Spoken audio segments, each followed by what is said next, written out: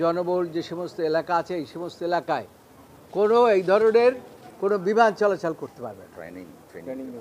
বিশেষ করে ট্রেডিং বিমান চলাচল করতে পারবে না, এইটা আমরা চেয়েছি।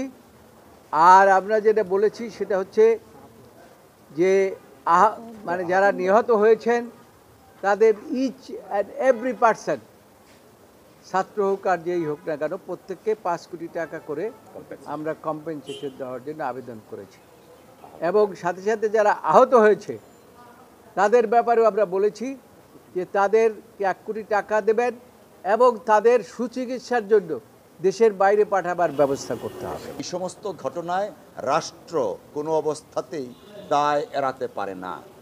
গত 34 বছরে 32টা অ্যাক্সিডেন্ট হয়েছে এবং 32টা অ্যাক্সিডেন্টেই 32 জন পাইলট মারা গেছে।